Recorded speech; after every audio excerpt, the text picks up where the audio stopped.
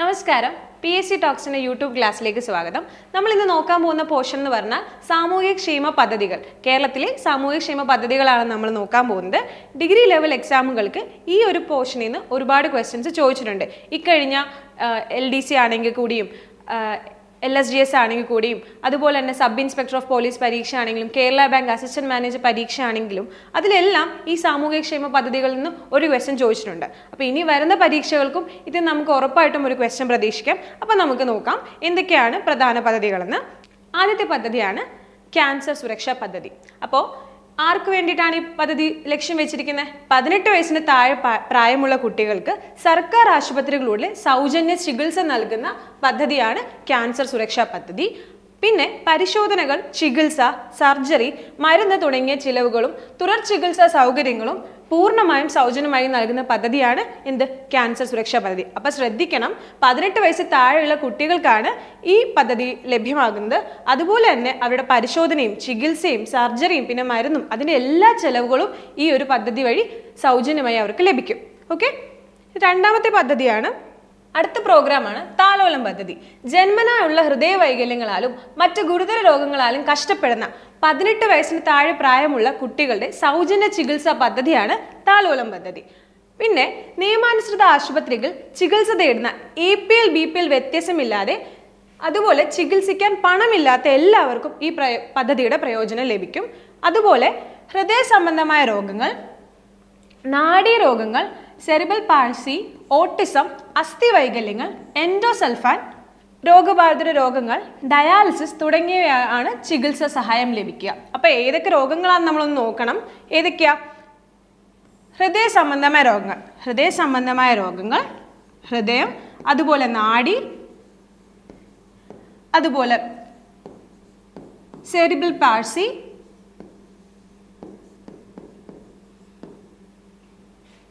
Autism,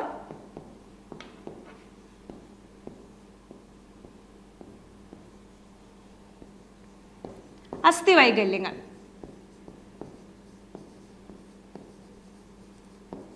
ഈ രോഗങ്ങൾക്ക് എന്ത് കിട്ടും? ചികിത്സ ലഭിക്കും. ഓക്കെ, അടുത്ത പദ്ധതിയാണ് സ്നേഹസാന്ത്വനം. എൻഡോസൾഫാൻ ദുരിതബാധിതർക്ക് പ്രതിമാസം ധനസഹായം നൽകുന്ന പദ്ധതിയാണ് സ്നേഹസാന്ത്വനം. എന്താ? എൻഡോസൾഫാൻ മൂലം കഷ്ടപ്പെടുന്നവർക്ക് നൽകുന്ന പദ്ധതിയാണ്? ധനസഹായം നൽകുന്ന പദ്ധതിയാണ് സ്നേഹസാന്ത്വനം. ഇത് മാറിപ്പോരും, നമ്മളിനി വേറൊരു സ്കീമും കൂടെ പഠിക്കും. അപ്പോൾ ഇത് രണ്ടും കൺഫ്യൂഷൻ ആവരുത്. അപ്പോൾ സ്നേഹസാന്ത്വനം എന്ന് പറഞ്ഞാൽ എന്താ? എൻഡോസൾഫാൻ വന്ന് ബുദ്ധിമുട്ടുന്ന ആൾക്കാരെ നമ്മളൊന്ന് സാന്ത്വനിപ്പിക്കാൻ ഓർത്താൽ മതി. അവർക്ക് സ്നേഹത്തോടൊരു സ്വാന്തനം കൊടുക്കുന്നതാണ് സ്നേഹസ്വാന്തനം പദ്ധതി. ഓക്കെ, അടുത്ത പദ്ധതിയാണ് സ്നേഹസ്പർശം പദ്ധതി. ചൂഷണത്തിന് വിധേയരായ അവിവാഹിത അമ്മമാർക്ക് സഹായം നൽകുന്ന കേരള സാമൂഹ്യ സുരക്ഷാ മിഷന്റെ പദ്ധതിയാണ് സ്നേഹസ്പർശം. ഏത് മിഷനാണെന്ന് നോക്കണം, ആരെയാണ് കോൺസെൻട്രേറ്റ് ചെയ്യുന്നത് നോക്കണം. അപ്പം കേരള സാമൂഹ്യ സുരക്ഷാ മിഷന്റെ അടിയിൽ വരുന്ന ഒരു പദ്ധതിയാണ് സ്നേഹസ്പർശം പദ്ധതി. അത് ആരിലെ കോൺസെൻട്രേറ്റ് ചെയ്യുന്നത്? ചൂഷണത്തിന് വിധേയരായ അവിവാഹിതരായ അമ്മമാർക്ക് വേണ്ടിയിട്ട്. അവിടെ BPL വിഭാഗത്തിൽ പെടുന്നതും 60 വയസ്സ് വരെയുള്ളവർക്കുമായിരിക്കും ഈ ഒരു പദ്ധതിയുടെ ധനസഹായം ലഭിക്കുക. ഒന്ന് BPL വിഭാഗമായിരിക്കും, പിന്നെ 60 വയസ്സിന് കൂടാൻ പാടില്ല.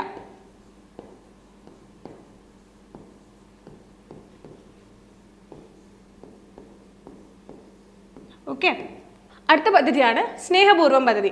മാതാപിതാക്കളിൽ 2 പേര് നഷ്ടപ്പെടുകയോ ഇവരിൽ ഒരാൾ നഷ്ടപ്പെടുകയും ജീവിച്ചിരിക്കുന്ന ആൾക്ക് കുട്ടികളെ സംരക്ഷിച്ച് ആവശ്യമായ വിദ്യാഭ്യാസം നൽകുന്നതിനുള്ള സാമ്പത്തിക ബുദ്ധിമുട്ട് അനുഭവിക്കുകയും ചെയ്യുന്ന കുട്ടികൾക്ക് പ്രതിമാസം ധനസഹായം നൽകുന്ന പദ്ധതിയാണ് സ്നേഹപൂർവം പദ്ധതി. എന്താണെന്ന് വെച്ചാൽ അച്ഛനും അമ്മയിലോ ആരെങ്കിലും ഒരാൾ മരിക്കുകയോ അല്ലെങ്കിൽ 2 പേരും മരിക്കുകയോ അപ്പോൾ അവർക്ക് പിന്നീടുള്ള വിദ്യാഭ്യാസത്തിന് ചെലവില്ലാതെ വരുമ്പോൾ അവരെ സഹായിക്കാൻ വേണ്ടി സർക്കാർ കൊണ്ടുവന്നൊരു പദ്ധതിയാണ് സ്നേഹപൂർവം പദ്ധതി. ഓക്കെ, അടുത്ത പദ്ധതിയാണ് ആരോഗ്യകിരണം പദ്ധതി. 18 വയസ്സിൽ താഴെ പ്രായമുള്ള കുട്ടികളുടെ സമഗ്ര ആരോഗ്യ സംരക്ഷണത്തിനുള്ള സേവനങ്ങൾ ഒരു കുടക്കീഴിൽ ഉറപ്പുവരുത്തുന്ന പദ്ധതിയാണ് ആരോഗ്യകിരണം പദ്ധതി. അപ്പോൾ 18 വയസ്സിൽ താഴെയുള്ള കുട്ടികളാണ് ഇവിടെയും. അവരുടെ മൊത്തത്തിലുള്ള ആരോഗ്യ പരിരക്ഷ, മൊത്തത്തിലുള്ള ആ ഒരു ആരോഗ്യത്തിൻ്റെ കാര്യങ്ങൾ നോക്കുന്ന ഒരു സ്കീമാണ് ആരോഗ്യകിരണം. പേര് ഓർത്തു വെക്കണം. ആരോഗ്യ കിരണമാണ് 18 വയസ്സ് കുട്ടികളെയാണ് കോൺസെൻട്രേറ്റ് ചെയ്യുന്നത്. അവരുടെ മൊത്തത്തിലുള്ള ആരോഗ്യ കാര്യങ്ങളെ പറ്റി നോക്കുന്ന സ്കീമാണ് ആരോഗ്യ കിരണം. രാഷ്ട്രീയ ബാൽ സ്വാസ്ഥ്യ കാര്യക്രം പദ്ധതി പ്രകാരം ചികിത്സ സഹായം ലഭിക്കുന്ന 30 രോഗങ്ങൾക്ക് പുറമേ ഉള്ള എല്ലാ രോഗങ്ങളും ആരോഗ്യ കിരണം പദ്ധതിയിൽ ഉൾപ്പെടുത്തിയിട്ടുണ്ട്. അപ്പോൾ നമ്മുടെ സെൻട്രൽ ഗവൺമെന്റ് ഒരു സ്കീമായ രാഷ്ട്രീയ ബാൽ സ്വാസ്ഥ്യ കാര്യക്രമത്തിൽ ഒരു 30 ഡിസീസിന് അല്ലെങ്കിൽ രോഗങ്ങളെ പറ്റി പറഞ്ഞിട്ടുണ്ട്. ആ രോഗങ്ങൾ ആ ഒരു സ്കീമിൽ പറയുന്ന 30 രോഗങ്ങൾ കൂടാതെ കുറച്ച് രോഗങ്ങളെ കൂടി എന്തുണ്ട് ആരോഗ്യ കിരണം പദ്ധതിയിൽ ഉൾപ്പെടുത്തിയിട്ടുണ്ട്. പിന്നെ BPL APL വ്യത്യസ്തമില്ലാതെ എല്ലാവരെയും ഇതിൽ പരിഗണിക്കും. ഓക്കെ, അടുത്ത പദ്ധതിയാണ് ആശ്വാസ കിരണം പദ്ധതി. അപ്പോൾ നേരത്തെ നമ്മളൊരു ആരോഗ്യ കിരണം പദ്ധതി കണ്ടിട്ടുണ്ടായിരുന്നു. അപ്പോൾ അതും ഇതും തമ്മിൽ തെറ്റിപ്പോകാൻ പാടില്ല. ആശ്വാസ കിരണമാണ് ശാരീരിക മാനസിക വെല്ലുവിളി നേരിടുന്നവരെയും കിടപ്പ് രോഗികളെയും പരിചരിക്കുന്നവർക്ക് പ്രതിമാസം 600 രൂപ ധനസഹായം നൽകുന്ന കേരള സർക്കാരിൻ്റെ ഒരു പദ്ധതിയാണ് ആശ്വാസ കിരണം. നേരത്തെ നമ്മൾ ആരോഗ്യ കിരണം പഠിച്ചില്ലേ?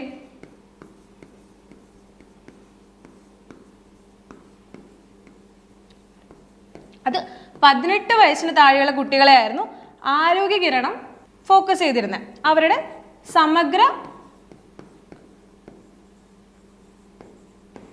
ആരോഗ്യ ചികിത്സാ പദ്ധതിയാണത്.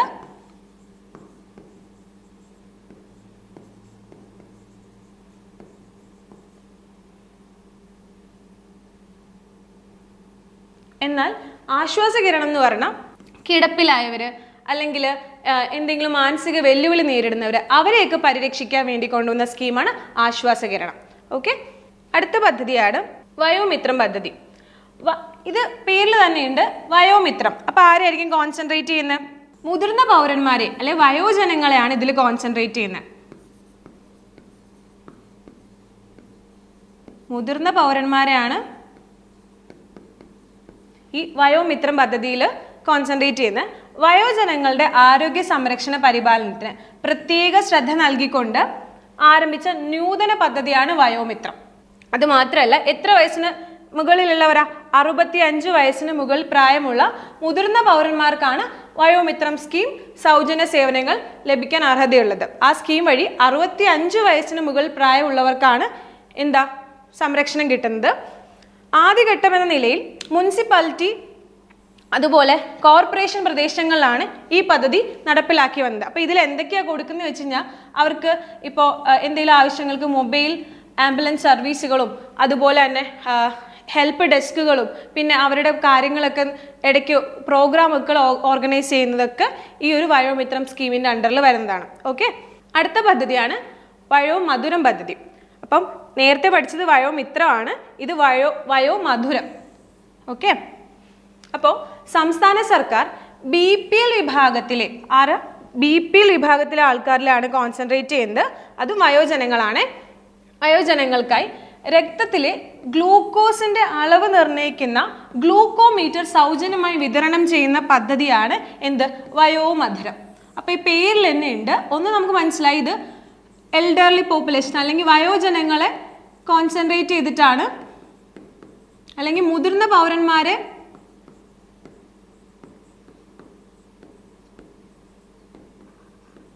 ലക്ഷ്യമാക്കിയിട്ടാണ് നമ്മൾ ഈ സ്കീം കൊണ്ടുവന്നിരിക്കുന്നത്. പിന്നെ പേരിൽ തന്നെ ഇല്ലേ മധുരം. അപ്പൊ ഗ്ലൂക്കോമീറ്റർ സൗജന്യമായി ഗ്ലൂക്കോമീറ്റർ നൽകുന്ന പദ്ധതിയാണ് വയോമധുരം പദ്ധതി. വയോഅമൃതം നമ്മൾ പഠിച്ചു, ഇത് വയോമധുരം. പിന്നെ 60 വയസ്സിന് മുകൾ പ്രായമുള്ളവർക്ക് മാത്രമായിരിക്കും ഈ ഒരു പദ്ധതിയിൽ ഉൾപ്പെടുത്തുള്ളൂ. അപ്പോൾ നേരത്തെ നമ്മൾ വയോമിത്രത്തിൽ 65 പഠിച്ചത്, ഇവിടെ 60. ഇത് മാറിപ്പോരുത്, ഇത് അങ്ങോട്ടും ഇങ്ങോട്ടും തന്നിട്ട് നമുക്ക് കൺഫ്യൂഷൻ ആക്കാം, തെറ്റിക്കാം. ഓക്കെ, അടുത്ത പദ്ധതിയാണ് അടുത്ത പദ്ധതിയാണ് വയോ അമൃതം പദ്ധതി. അപ്പം നമ്മൾ മൊത്തത്തിൽ വയോ ചേർത്തിട്ട് തന്നെ 2 സ്കീമുകൾ പഠിച്ചു. ഇത് 3ാമത്തെ സ്കീമാണ് വയോ അമൃതം. ആദ്യം പഠിച്ചത് വയോ മിത്രം, പിന്നെ പഠിച്ചത് വയോ മധുരം. ഇപ്പൊ നോക്കുന്നത് വയോ അമൃതം. ഇത് 3ഉം തമ്മിൽ മാറിപ്പോവാൻ പാടില്ല കേട്ടോ. അപ്പൊ വയോ അമൃതം പദ്ധതി സർക്കാർ വൃദ്ധസദനങ്ങളിലെ താമസക്കാരുടെ ആരോഗ്യ പരിരക്ഷയ്ക്കായി ഭാരതീയ ചികിത്സാ വകുപ്പ് വഴി നടപ്പിലാക്കി വരുന്ന ഒരു പദ്ധതിയാണ് വയോ അമൃതം പദ്ധതി. അപ്പം എന്താ, നമ്മുടെ വൃദ്ധസദനങ്ങളിൽ, സർക്കാർ നടത്തുന്ന വൃദ്ധസദനങ്ങളിൽ താമസിക്കുന്ന ആൾക്കാരുടെ ആരോഗ്യ പരിരക്ഷയ്ക്ക് വേണ്ടിയിട്ടാണ് വയോ അമൃതം പദ്ധതി. അപ്പം നമ്മൾ വയോ മിത്രം പദ്ധതി എന്താന്ന് നോക്കി, വയോ മധുരം പദ്ധതി എന്താന്ന് നോക്കി, വയോ അമൃതം പദ്ധതി എന്താന്ന് നോക്കി. അപ്പോൾ ഇത്രയും ക്ലിയർ ആണല്ലോ. ഈ വയോ ചേർത്തിട്ടുള്ള 3 പദ്ധതി ആ ഏജ് കാറ്റഗറി നോക്കുക, ആരെയാണ് കോൺസെൻട്രേറ്റ് ചെയ്യുന്നത് നോക്കുക. ഓക്കെ, ഇനി അടുത്ത പദ്ധതിയാണ് മന്ദഹാസം പദ്ധതി. മന്ദഹാസം പദ്ധതി പേരിൽ തന്നെ ഇല്ലേ, മന്ദഹാസം എന്തുമായിട്ട് റിലേറ്റഡ് ആയിരിക്കും? പല്ല്, ചിരി, അതുമായിട്ടൊക്കെ ബന്ധപ്പെട്ടിട്ടായിരിക്കും അല്ലേ. അപ്പോൾ ദാരിദ്ര്യരേഖയ്ക്ക് താഴെയുള്ള വയോജനങ്ങൾക്ക് കൃത്രിമ ദന്തങ്ങളുടെ പൂർണ്ണ സെറ്റ് സൗജന്യമായി വെച്ചു കൊടുക്കുന്ന പദ്ധതിയാണ് എന്ത്? മന്ദഹാസം പദ്ധതി. അപ്പോൾ എന്താ, നമ്മുടെ വയോജനങ്ങളുടെ സൗജന്യമായിട്ട് അവർക്ക് കൃത്രിമ ദന്തൽ സെറ്റുകൾ വെച്ചു കൊടുക്കുന്ന പദ്ധതിയാണ് മന്ദഹാസം പദ്ധതി. ഓക്കെ, അപ്പോൾ അടുത്ത പദ്ധതിയാണ് വയോരക്ഷാ പദ്ധതി. ഇതിലെന്താ ഫോക്കസ് ചെയ്യുന്ന വെച്ചാൽ സാമൂഹിക, സാമ്പത്തിക, ശാരീരികമായ ബുദ്ധിമുട്ടുകൾ അനുഭവിക്കപ്പെടുന്ന സമൂഹത്തിലെ മുതിർന്ന പൗരന്മാർക്ക് സഹായം എത്തിക്കുന്നതിലും അടിയന്തര സാഹചര്യങ്ങൾ പ്രയാസങ്ങൾ അഭിമുഖീകരിക്കേണ്ടി വരുന്ന സമൂഹത്തിലെ മുതിർന്ന പൗരന്മാർക്ക് മറ്റുള്ളവരെക്കാൾ കൂടുതൽ ശ്രദ്ധയും പരിചരണവും നൽകുന്ന രീതിയിൽ ഒരു പ്രത്യേക പദ്ധതിയാണ് ഈ വയോരക്ഷ. അപ്പോൾ നമുക്കറിയാം, നമ്മുടെ വയോജനങ്ങൾക്ക് പ്രത്യേകം ശ്രദ്ധ വേണ്ട ഒരു വിഭാഗമാണ് വയോജനങ്ങൾ. അപ്പോൾ അവരുടെ ശ്രദ്ധയിൽ ഫോക്കസ് ചെയ്തുകൊണ്ട് സർക്കാർ കൊണ്ടുവന്ന ഒരു സ്കീമാണ് എന്ത്? വയോരക്ഷാ പദ്ധതി. ഓക്കെ, അപ്പം നമ്മൾ വയോ ചേർത്തിട്ട് ഒരു 3-4 പദ്ധതികൾ പഠിച്ചു. PSC തന്നെ മാറി മാറി ഇത് ഓപ്ഷൻസിലാണ് നമ്മളെ തെറ്റിക്കാം. അപ്പം നിങ്ങൾ ശ്രദ്ധിക്കുക, ഏതൊക്കെയാണെന്ന് നോക്കാം. ഓക്കെ, അടുത്ത സ്കീമിലോട്ട് പോവാം. അടുത്ത പദ്ധതിയാണ് മിഠായി. എന്താ മിഠായി? കേരള സാമൂഹ്യ സുരക്ഷാ മിഷന്റെ കീഴിൽ ടൈപ്പ് 1 പ്രമേഹ ബാധിതരായ കുട്ടികൾക്ക് സൗജന്യ ചികിത്സ നൽകുന്ന പദ്ധതിയാണ് മിഠായി. അപ്പൊ ഈ മിഠായി പേരുണ്ടല്ലോ, എന്താ, ഈ മധുരം ആയിട്ട് റിലേറ്റ് ചെയ്ത ഒന്നാണല്ലോ. അപ്പം ടൈപ്പ് 1 ഡയബറ്റീസിനാണ്. ആരിലുള്ള ടൈപ്പ് 1 ഡയബറ്റീസ്? കുട്ടികളിൽ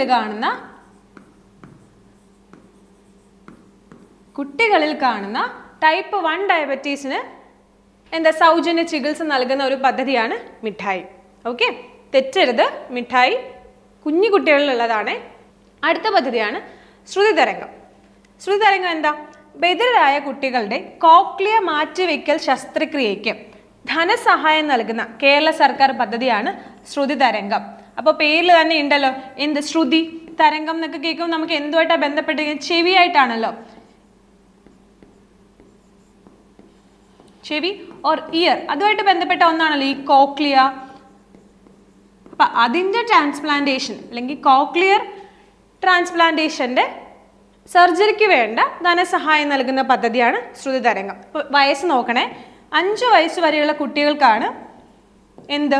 ഈ ശ്രുതിതരംഗം പദ്ധതിയിലൂടെ സഹായം ലഭിക്കുക. അപ്പോൾ മിഠായി പഠിച്ചു, ശ്രുതിതരംഗം പഠിച്ചു. അടുത്ത സ്കീമിലോട്ട് പോവാം. അടുത്ത പദ്ധതിയാണ് ഹൃദ്യം. അപ്പം എന്താ നോക്കാം നമുക്ക്. കുഞ്ഞുങ്ങളിൽ ജന്മനായുള്ള ഹൃദയവൈകല്യം കണ്ടെത്തി സൗജന്യമായി ചികിത്സ നൽകുന്ന പദ്ധതിയാണ് ഹൃദ്യം. അപ്പോൾ ഇതും കുഞ്ഞുങ്ങളെ കോൺസെൻട്രേറ്റ് ചെയ്യുന്ന ഒന്നാണ്. കുഞ്ഞുങ്ങളിലുള്ള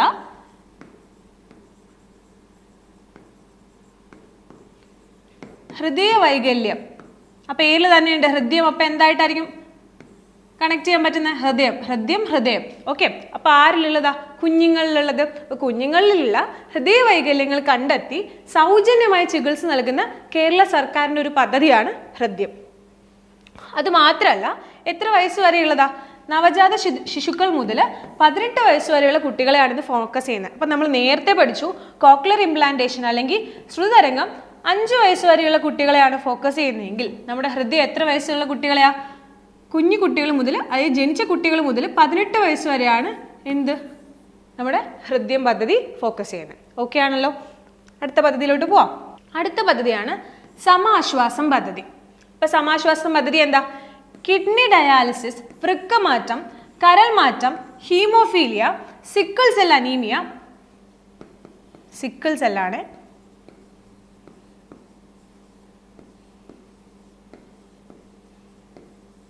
സിക്കിൾ സെൽ അനീമിയ എന്നിവയ്ക്ക് ധനസഹായം നൽകുന്ന പദ്ധതിയാണ് സമാശ്വാസം പദ്ധതി. നമ്മൾ നേരത്തെ കുറച്ച് ആശ്വാസം വെച്ചിട്ടുള്ള പദ്ധതികൾ നോക്കി, ആശ്വാസകിരണം.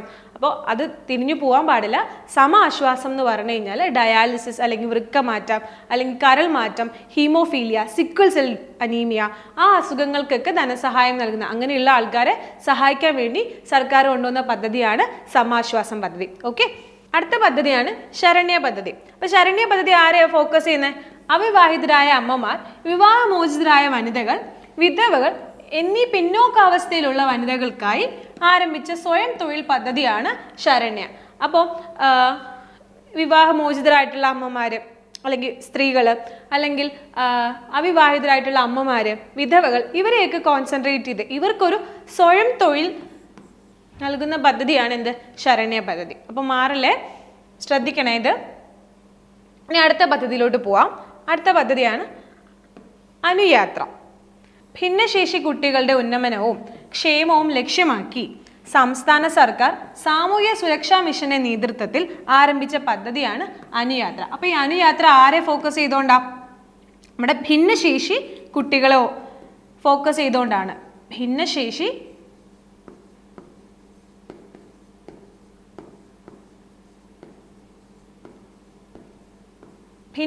കുട്ടികളുടെ ഉന്നമനവും ക്ഷേമവും ലക്ഷ്യമാക്കിയിട്ടാണ് ഈ അനുയാത്ര പദ്ധതി. ഏത് മിഷൻ അണ്ടറിലാ? സാമൂഹ്യ സുരക്ഷാ മിഷൻ അണ്ടറിലാണ്. ഇത് ഓർത്ത് വെക്കണം കേട്ടോ.